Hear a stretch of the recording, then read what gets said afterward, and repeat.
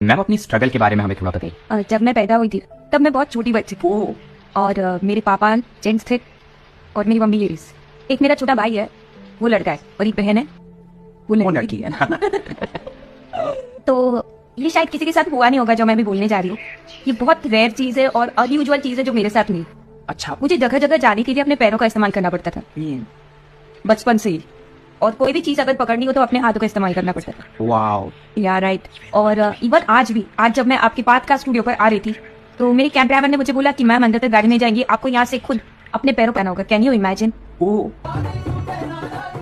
अगर मैं नहीं कर सकती हूँ तो कोई भी कर सकता है। एग्जैक्टली मैम, एक्चुअली मैं ही नहीं, इंडिया का पूरा यूथ आपको बचपन से देखता है। अपने पैरों पर चलना और अपने हाथों से चीजों को पकड़ना सिर्फ आपके काम को देख करके। Thank you so much, that means a lot to me. Ma'am actually मैं बचपन से ही आपका बहुत बड़ा फैन हूँ। मैं ही नहीं, इवन इंडिया का पूरा यूथ आपका बहुत बड़ा फैन है। Thank you so much, thank you. Can you imagine, मैं खाना भी अपने खुद के हाथों से